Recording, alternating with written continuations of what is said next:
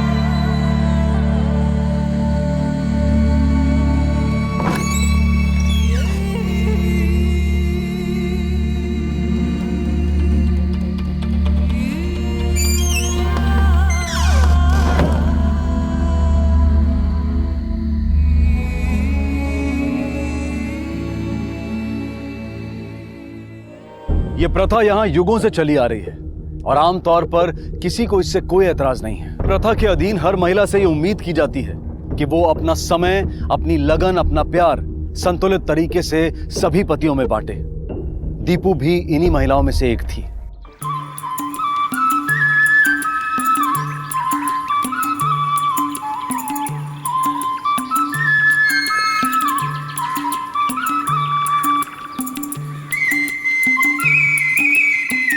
की बनाया आज? साग बनाया है तेरे लिए। आज बड़ी जल्दी आ गया तू। आज सारा काम जल्दी खत्म हो गया। अच्छा मैं आना है। हाँ ठीक है, मैं रोटी बनाती हूँ। जी।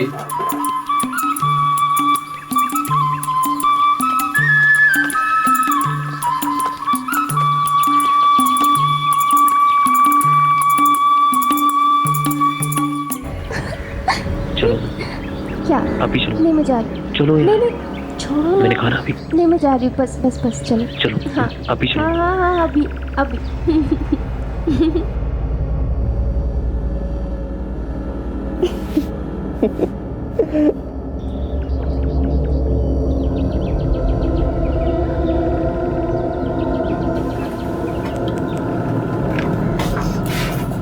मैं करा कुछ? ना ना मैं कर लूंगी पुत्र। ओहो अच्छा चल ये प्याज काट ले। चला। जानिए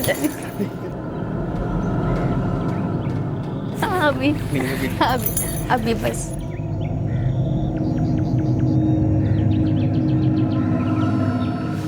मम्मी जी मैं कर देती हूँ। नहीं ये हो गया तू रोटी बना ले ठीक है। लो जी आगे चाह।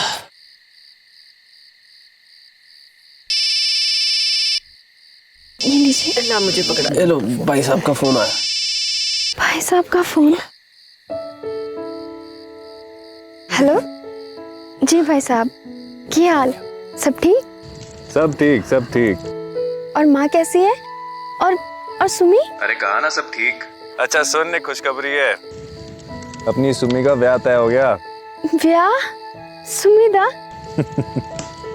तू कब आएगी? कल आ जा। कल जी वो मैं इनसे पूछ के आ जाऊंगी। हाँ हाँ यही कह रहे हैं। ठीक है फिर कल आ रही है। दीपू की ही तरह सुमन की भी इसी प्रथा के अनुसार शादी होने वाली थी, लेकिन 3 से नहीं 6 भाइयों से। इस समाज की अन्य महिलाओं की तरह सुमन भी बचपन से यह जानती थी और मान चुकी थी कि एक दिन उसे भी इस प्रथा को स्वीकारना होगा, और वो दिन आ चुका था।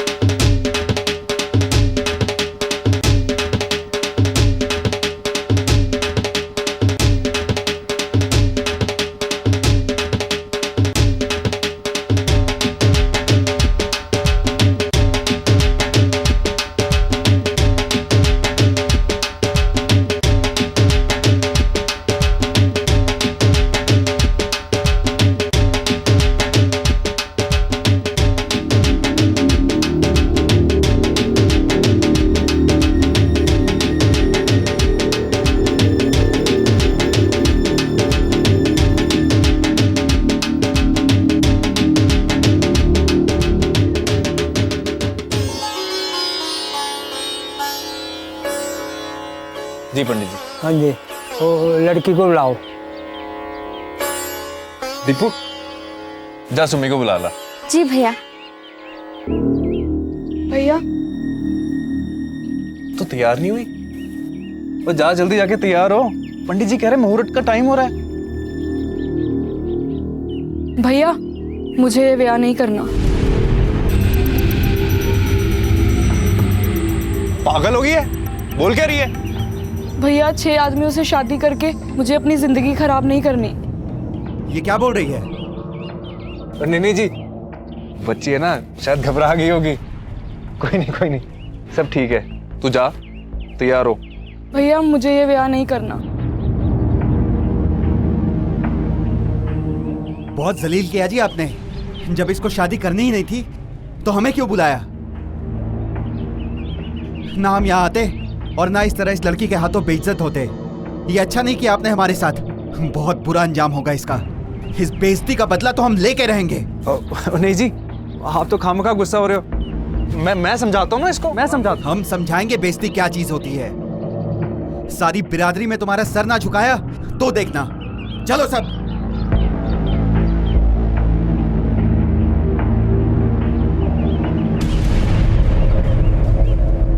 की गल होगी, परेशान क्यों है? सब परेशान है, सुमी भी। और नंदन भैया तो बहुत नाराज है उससे। मुझे भी कह दिया कि मैं घर चली जाऊं। कोई ना, तू कल की ट्रेन तो वापस आ जा। मैं कल के दोपहर की ट्रेन से चली आती हूँ। चल ध्यान रखिए अपना। क्या कहा? कहती ब्याह कैंसिल हो गया। क्यों क्या हुआ? कहती कल आके ही बताएगी। तो अच्छा है ना, कल मैं मार्केट जा रहा हूँ तो लौटते वक्त मैं ले आऊंगा साथ में। अच्छा मैं अभी आता हूँ। इस प्रथा का विरोध कर सुमन ने अपनी शादी तोड़ दी। दीपू अगले ही दिन लौटने वाली थी और उसके 3 पति बड़ी बेचैनी से अपनी पत्नी के लौटने का इंतजार कर रहे थे, लेकिन हाँ जी भाई साहब। भाई साहब ये दीपा पहुंची नहीं अभी तक, निकली नहीं अभी। 4 घंटे, अब तक तो आ जानी चाहिए थी। भाई साहब पक्का निकली ना वो? अरे चरण जी, मैंने खुद उसे ट्रेन में बिठाया है, अभी तक उसे पहुंच जाना चाहिए था। ठीक है, आप स्टेशन जाके देखिए, मैं यहाँ देखता हूँ। जी।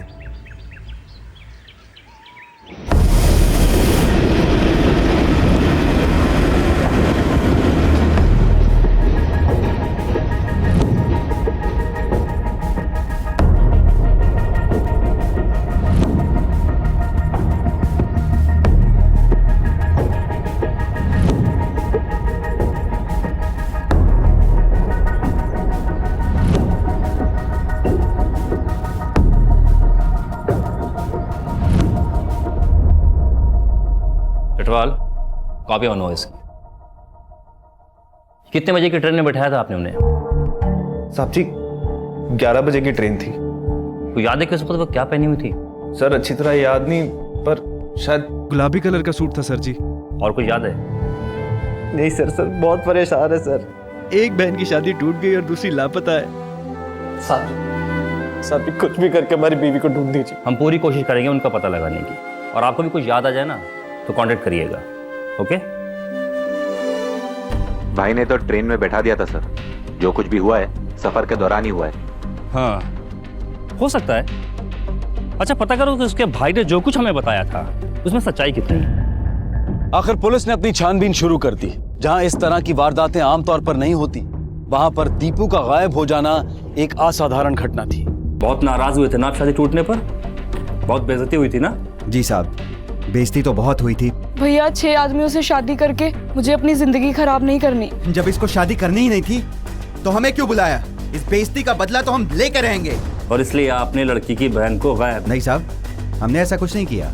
हमने तो अपने बेटों की शादी कहीं और पक्की भी कर दी है। तुमने शादी क्यों तोड़ी? हाँ?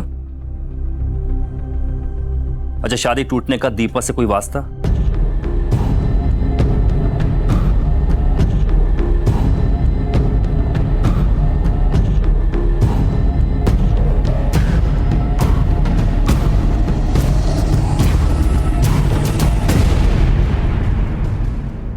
देखो, तुम्हारी बहन कई दिन से लापता है, हा? उसकी कोई खबर नहीं मिल रही। अगर तुम हमें कुछ बता दोगी तो शायद उसे ढूंढने में कुछ मदद मिल जाए हमें।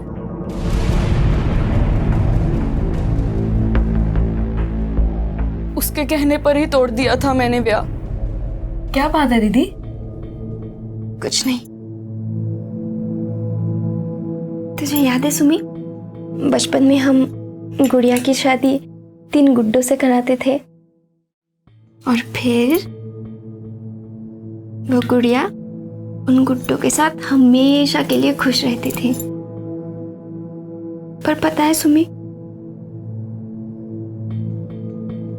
असली जिंदगी में ऐसी खुशी सिर्फ बचपन के उन खेल में ही होती है।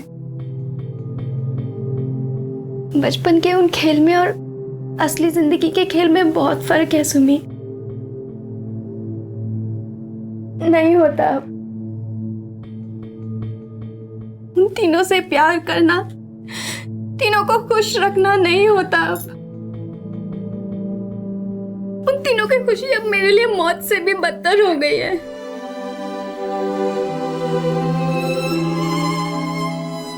कभी कभी जब छूते हैं तो लगता है कि मर जाओ, लाश बन जाओ।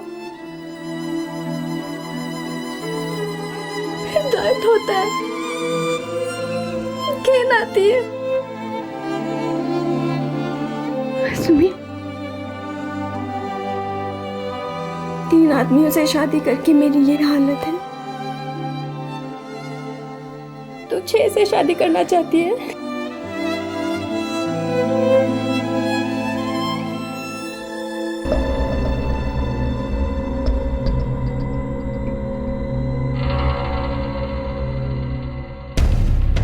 मैंने आपसे झूठ बोला साहब जी। मैंने उसे ट्रेन में नहीं बिठाया था। मैंने तो जाते वक्त उसकी शक्ल तक नहीं देखी थी। उसने मेरी छोटी बहन की शादी तोड़वाई। उसने सुम्मी की जिंदगी बर्बाद कर दी थी सर। अब उससे कोई शादी नहीं करेगा। इस करके मैं उससे बहुत गुस्सा था सर, बहुत नाराज था। चल निकल यहाँ से, निकल यहाँ से। अपनी छोटी बहन का ब्याह तोड़वा दिया। तू उसकी बहन है या दुश्मन? चली जा यहाँ से, जा। आप नहीं जानते भैया, कितना मुश्किल है इस प्रथा को निभाना। लेकिन चली आ रही है ना ये प्रथा सालों से, और सब निभाते हैं। हमारे माँ बाप, उनके माँ बाप, और तू भी तो ये प्रथा निभा रही है। फिर इसकी शादी से क्या तकलीफ थी? तकलीफ है भैया, दिन रात सहते आ रहे हैं, पर मैं सुमी को ये सब सहते नहीं देख सकती। उसकी सारी तकलीफ मैं ले लूं। उसकी बड़ी दीदी हूं मैं, इसलिए उसकी फिक्र है। पर आप हमारे बड़े भाई होने के बावजूद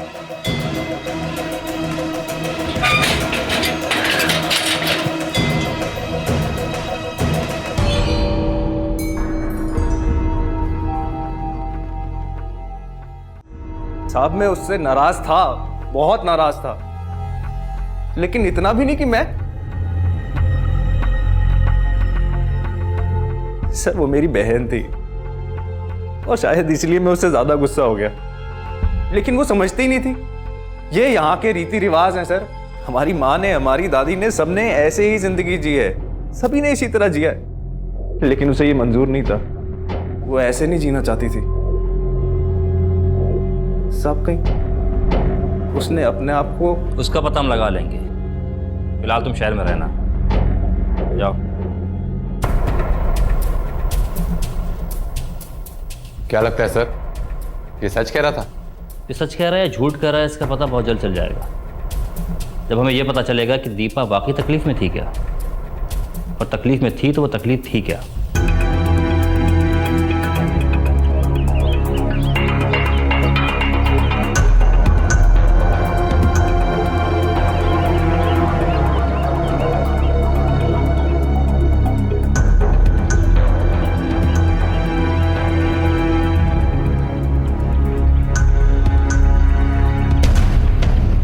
मिलने से क्या लगता था? कैसी लड़की थी दीपा? उसका स्वभाव कैसा था? घुलती मिलती थी सबसे? बात करती थी? कोई दोस्त है उसके? हाँ साहब, वो खुश रहती थी, हमेशा सबसे मिलती जुलती थी। लेकिन एक दिन क्या? बताना ब्याह के बाद। साहब, ब्याह के कुछ ही दिन के बाद लड़की घर से भाग गई थी। हाय रब्बा, पता नहीं कहाँ चली गई ये लड़की। लो आगे दो। भैया सब जगह देखा, नहीं मिली। नदी को देखा? भैया वहाँ भी देख लिया, नहीं मिली। कहाँ चली गई? अरे नहीं मिली तभी तो फोन किया आपको। वहाँ भी नहीं। अब मैं स्टेशन पे देख के आता। हाँ,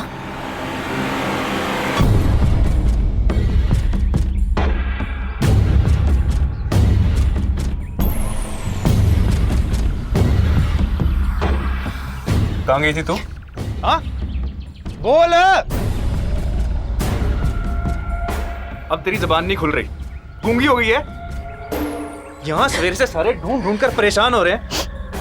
कहाँ थी तू? भैया जी घर छोड़ के भाग गई थी।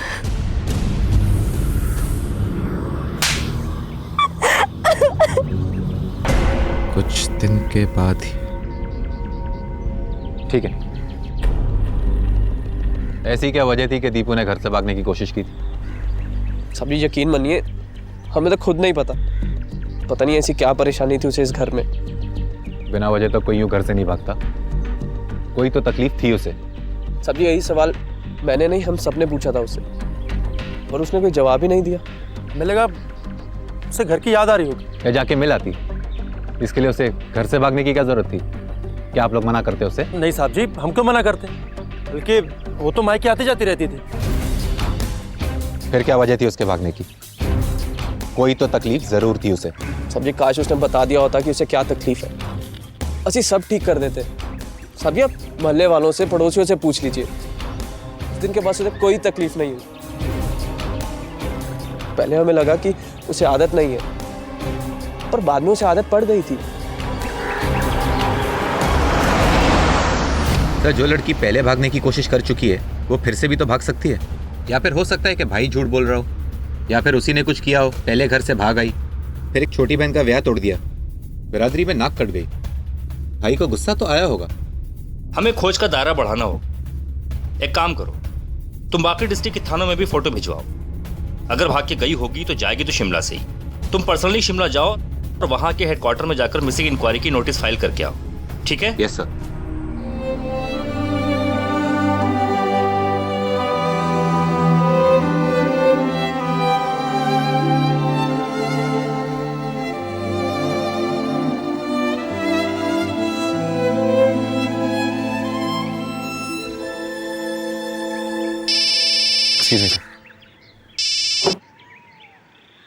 Hello sir, constable SK Sharma बोल रहा हूँ, खगेड़ा पुलिस स्टेशन से। जी बोलिए। हमें डेड बॉडी मिली है, जो लड़की लापता है उससे मैच करती है। जी शुक्रिया सर। खगेड़ा में डेड बॉडी मिली है जिसकी शक्ल दीपू की दी हुई फोटो से मैच करती है।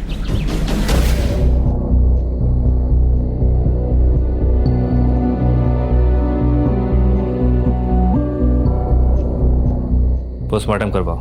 Yes sir.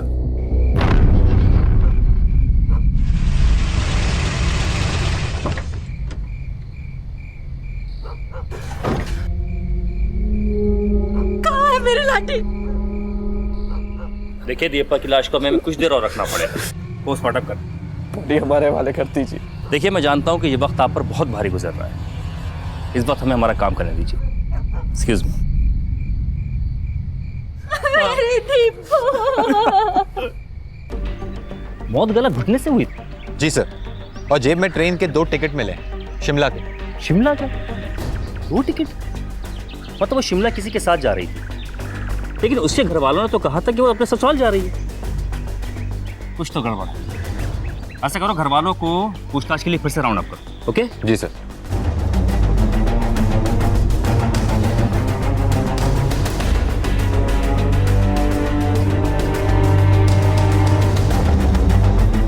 जी आप कहना क्या चाहते हैं? हम क्या करेंगे? आप बार बार हमसे एक ही सवाल पूछेंगे तो हम क्या जवाब देंगे? जो असली मुस्लिम है आप उसे क्यों नहीं पकड़ते? ठीक है, भाभी जा सकते हैं।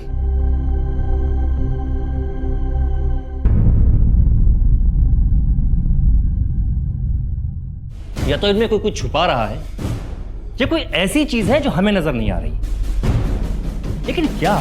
ये मामला अब गुमशुदगी से मर्डर केस बन चुका था। पुलिस के पास अब भी कोई जवाब नहीं थे, लेकिन उनके सामने सवाल कई थे। दीपू के ससुराल में सभी उससे प्यार करते थे, लेकिन फिर भी वो शादी से खुश नहीं थी। उसने पहले भी भागने की कोशिश की थी, तो क्या उसने फिर से ये कोशिश दोहराई थी? फिर सवाल उठता है उन 2 टिकट्स का। आखिर किसके लिए था वो दूसरा टिकट? कौन सफर करने वाला था दीपू के साथ?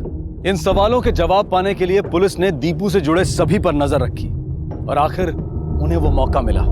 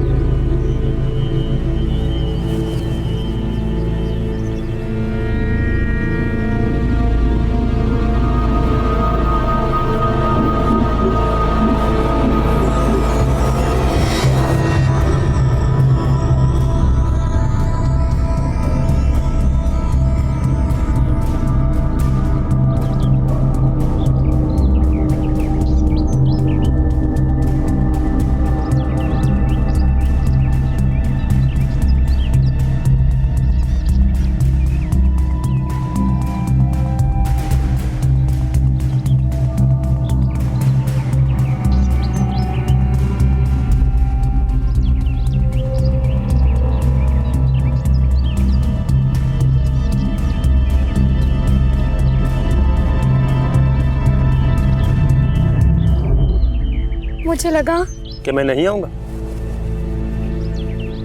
विक्रम, सच बताता है क्या? छह महीने पहले मैं मीना से मिला था और हम दोनों को एक दूसरे से प्यार हो गया। हम दोनों के लिए मुश्किल था दूर रहना, पर दीपा के साथ उसका ये ब्याह मैं बर्दाश्त नहीं कर पा रही थी। लेकिन विक्रम ने मुझसे वादा किया था कि वो मेरे से ब्याह करेगा, और इसलिए मीना से तेरी शादी नामुमकिन थी। हाँ, लेकिन दीपू अगर रास्ते से हट जाती तो तू मीना से शादी कर पाता। नहीं साहब जी, ऐसा कुछ नहीं। इसलिए तूने दीपू को सब पता था। उसे पता था कि मैं मीना के साथ छिपकर ब्याह करने वाला।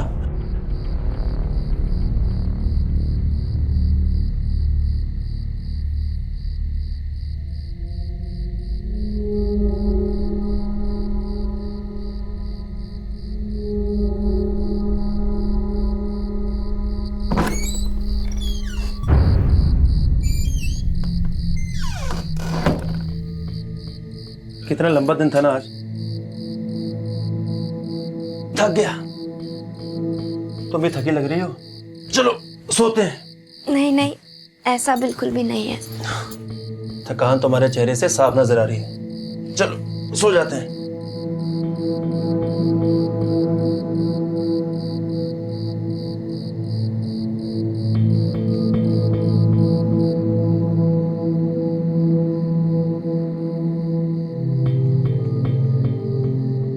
सुनिए जी। हाँ? आप मुझसे नाराज है क्या? नहीं तो, लेकिन तुम्हें ऐसा क्यों लगा? नहीं, वो सबका ख्याल रखना मेरी जिम्मेदारी है ना। और कुछ दिनों से देख रही हूँ कि आप मुझसे दूर रहते हैं। मैंने कुछ गलत किया क्या? नहीं नहीं, ऐसी कोई भी बात नहीं। ऐसा ही है, बताओ ना जी, मैंने कुछ तो जरूर गलत किया होगा। नहीं, वो बस सारा दिन काम में थक जाता हूँ और कुछ नहीं। इतने दिनों से, बताओ ना जी। देखो, तुम गलत समझ रही हो।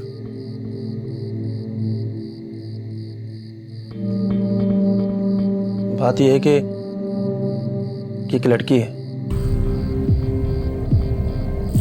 कुछ दिन पहले मिली थी और हम प्यार कर बैठे।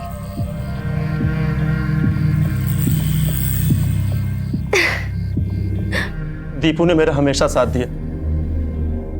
हम दोनों बहुत अच्छे दोस्त और सारी बातें आपस में बांटते थे। वो मुझसे हमेशा कहती कि मुझे किसी से प्यार करने का पूरा हक है। और तुमने अपने दोस्त को ही मार दिया अपने प्यार के लिए? नहीं साहब जी, मैंने नहीं मारा उसे। क्यों मारूंगा मैं उसे? ताकि तू मीना को अपने घर ला सके और वो हम सब भाइयों में बढ़ जाए।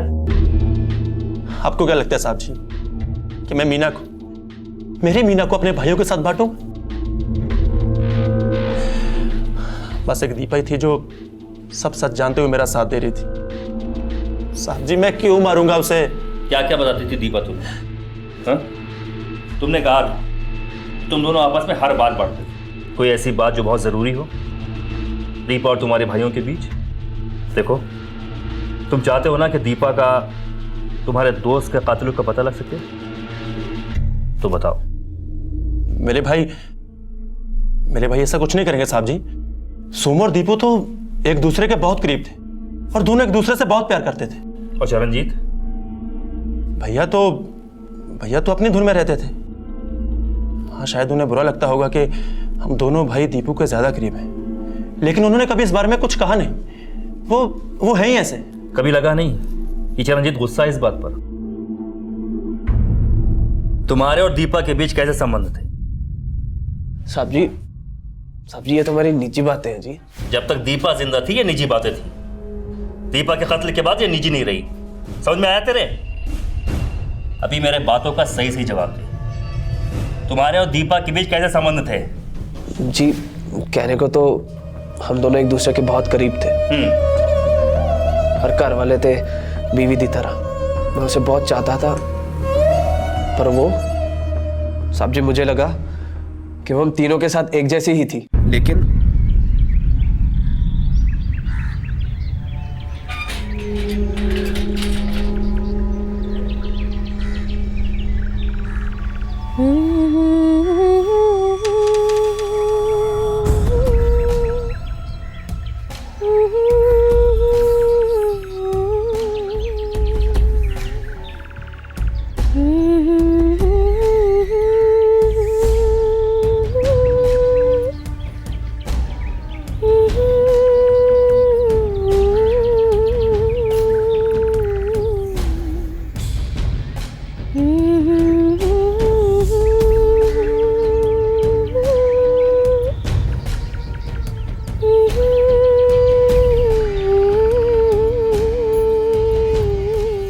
पर नहीं, वो सोमदेव विक्रम के ज्यादा करीब थी। मैंने देखा था उन्हें एक दूसरे से हंस हंस के बातें करना, गाने गाना, आंखों ही आंखों में इशारे करना, सब दिखता था जी।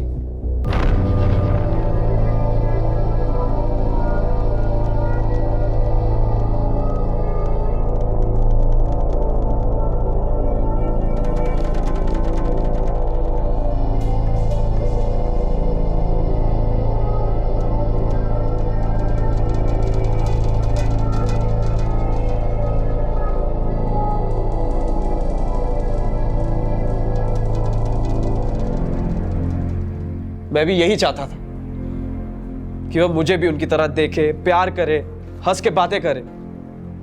हक था मेरा। मैंने उसे छीनने की नहीं, पाने की कोशिश की। ना, आज रहने दे। चल आज बातें करते।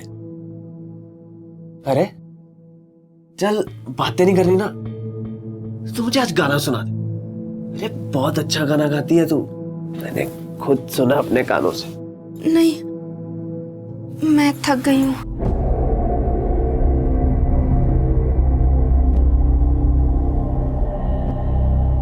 पर वो, उसे मेरा छूना भी पसंद नहीं था। और इसलिए तूने उसे मार दिया?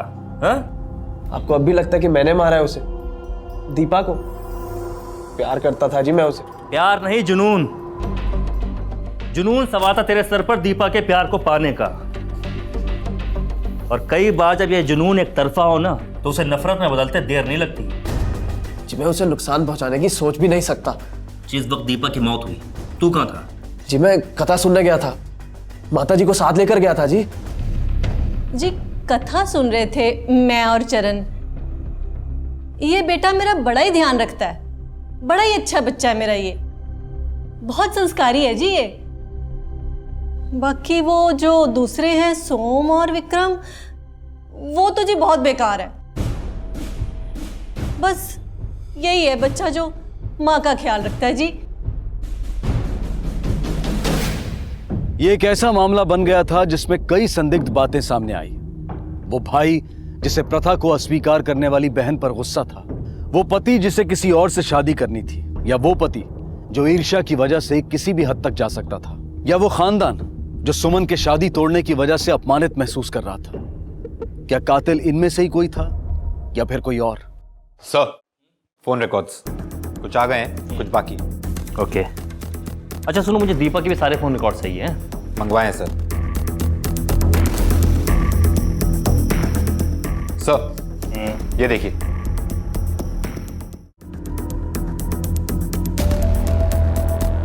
लेकिन जब दीपा की मौत हुई तब तो ये उसके साथ नहीं था। जिसने इसे देखा है ना उससे भी चेक करवाओ, इसका फोटो सर्कुलेट कराओ और ये पता लगाओ कि क्या स्टेशन के आसपास उसे किसी ने देखा है। Yes sir. अरे सुनो। हाँ सर। इस आदमी को पहले देखा है कभी? हाँ सर। ये इस लड़की के साथ देखा था? हाँ जी हाँ जी, ये दोनों ही पुल के तरफ गए थे। साहब जी फिर मुझ पे शक क्यों कर रहे हैं? वजह पूछना चाहता है ना? हाँ, वजह पूछता है। चल आज मैं तुझे कई सारी वजह बताता हूं। वजह एक, दीपू की मौत के वक्त तेरी फोन की लोकेशन वहीं ट्रेस हुई जहां दीपू को आखिरी बार देखा गया था। वजह दो, इस आदमी का बयान जिसने तुझे दीपू के साथ पुल की तरफ जाते हुए देखा था।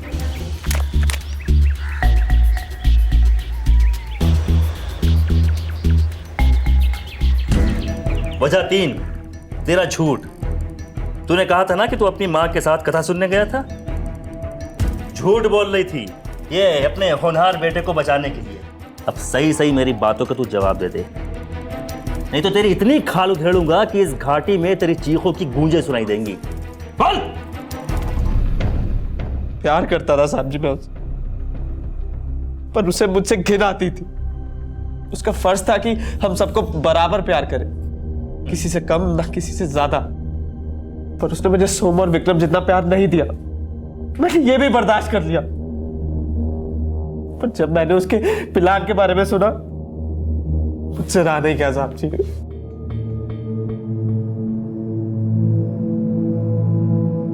दीपू,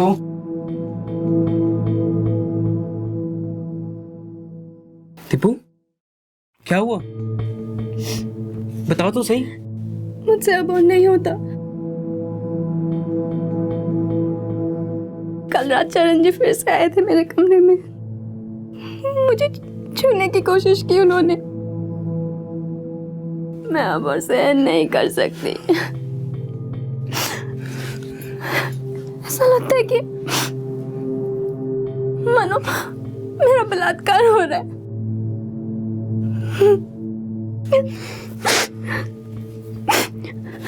अब बस एक ही रास्ता है, हम भाग जाएंगे। जब तुम घर से वापस आओगी मैं तुम्हें लेने खुद आऊंगा। हम शिमला जाएंगे और वहां से दिल्ली। वहां मेरा दोस्त रहता है। अब सब कुछ मैं संभालूंगा। अब बस बहुत हो गया।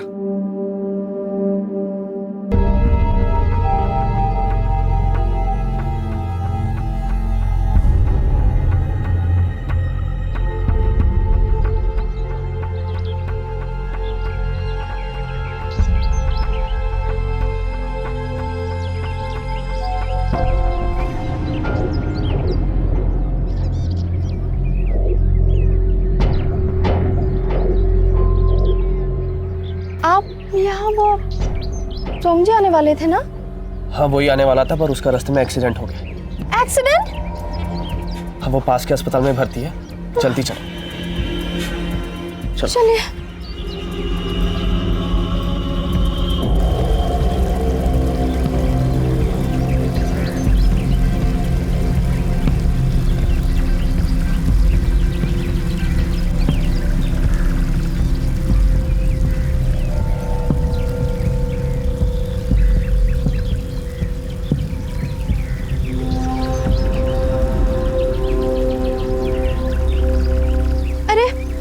आप यहाँ क्यों रुक गए? चलिए ना, मुझे सोमजी की बहुत चिंता हो रही है। तुम्हें कभी मेरी चिंता नहीं होती ना? हाँ? हाँ? हाँ? तुम्हें कभी मेरी चिंता नहीं होती ना? क्या कर रहे हैं आप? छोड़ दो मुझे। छोड़ दीजिए मुझे।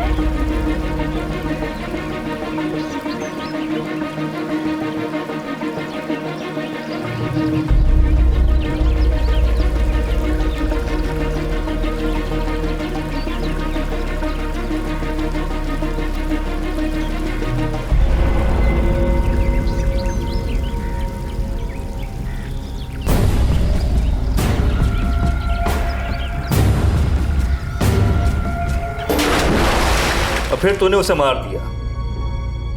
सोम को क्यों नहीं मारा? वो भी तो उससे बहुत प्यार करता था। हाँ? तेरा भाई था ना, इसलिए। उसकी कोई गलती नहीं थी, गलती दीपू की थी। उसका धर्म था कि हम तीनों से बराबर प्यार करें, बराबर ध्यान रखें, ना किसी का कम ना किसी का ज्यादा। गलती दीपू की थी। अकेले चरणजीत की गलती नहीं है, गलती आप सबकी है, क्योंकि आपने इस प्रथा में हिस्सा लिया है, उसे बढ़ावा दिया है। सजा आप सबको मिलनी चाहिए। ये कैसी प्रथा है जो इंसान की भावनाओं को उलझाकर तोड़ मरोड़ कर रख दे? क्या फायदा ऐसी प्रथा का जो उससे जुड़े सभी लोगों का जीवन बर्बाद कर दे? जो इस अनुचित नींव पर टिकी हो कि एक औरत उससे विवाहित सभी पुरुषों के साथ एक समान प्यार करे। ये कैसे मुमकिन है? वक्त आ गया है कि हम ऐसी निरर्थक और हानिकारक प्रथाओं से हमेशा के लिए मुंह मोड़ लें। समय आ गया है कि ऐसी गलत प्रथाओं में विश्वास रखने वाले दीपू और उसके जैसी न जाने कितनी ही बदकिस्मत लड़कियों की कहानियों से कुछ सीखें। इसी विचार के साथ मैं अनूप सोनी आपसे विदा लेता हूं। फिर मुलाकात होगी अगले एपिसोड में और खुलासा करेंगे एक और जुर्म का। तब तक अपना और अपने परिवार का ख्याल रखें और देखते रहें क्राइम पेट्रोल डायल 100। सबक एक को, सीख हम सबको। जय